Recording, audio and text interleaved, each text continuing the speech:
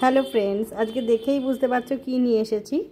সকলেরই কিন্তু এটা খেতে ভালো লাগে আশা করছি। হ্যাঁ, ঠিকই ধরেছো, কাতলা মাছের তরকারি। খুব সহজে তোমরাও বানাতে পারবে। যার জন্য আমি 2 পিস মাছ নিয়েছি, একটা লেজা নিয়েছি আর একটা মাছের পিস নিয়েছি। যার জন্য মাছগুলোকে একটু ভালোভাবে ভেজে নিয়েছি।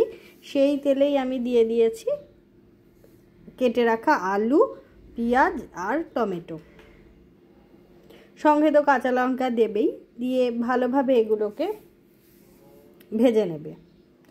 ভিডিও ভালো লাগলে লাইক, শেয়ার, সাবস্ক্রাইব, কমেন্ট করে একটু পাশে থেকো। নতুন কোনো রেসিপি দেখতে চাইলে অবশ্যই কমেন্ট করো। দেখো, কথা বলতে বলতে এগুলো প্রায় ভেজে ফেলেছি।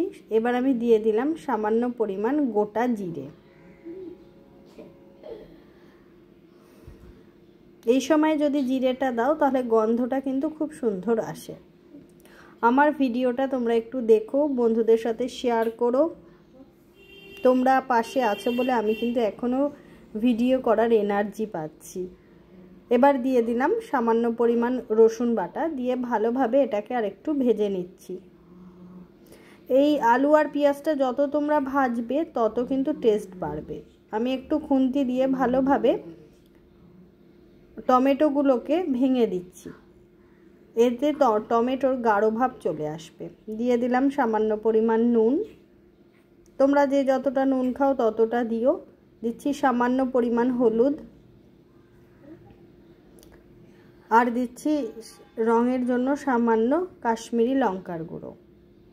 এটা চাইলে তোমরা না দিলেও পারো, আমি একটু কালারের জন্য দিয়েছি।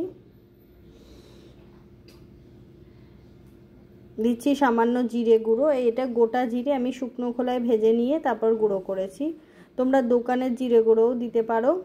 দিয়ে ভালোভাবে এটাকে মশলার সঙ্গে ভালোভাবে ভেজে নিচ্ছি।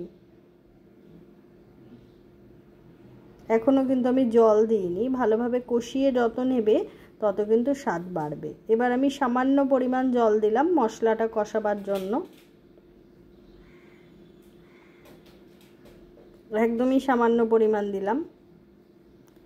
দেখো, টমেটোগুলোও কিন্তু গাঢ় হয়ে গেছে। তোমাদের কাছে আমার কিন্তু একদমই আন্তরিক রিকোয়েস্ট, এটা তোমরা একবার বাড়িতে বানিয়ে খেয়ে অবশ্যই কিন্তু আমাকে কমেন্ট করবে। এবার তোমরা যে যতটা ঝোল রাখবে ততটা জল দিয়ে দিও। দিয়ে একটা ঢাকনা চাপা দিয়ে দিলাম। দিয়ে আমি এটাকে সেদ্ধ হতে দেবো যতক্ষণ না আলুটা সেদ্ধ হয়। ততক্ষণ আমি অপেক্ষা করেছি।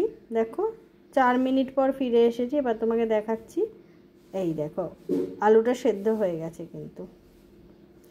এবার আমি মাছটা দিয়ে দিচ্ছি, মানে আগে থেকে যে মাছগুলো ভেজে রেখেছি সেগুলো দিয়ে আমি আর একটু ঝোলটাকে শুকোবো।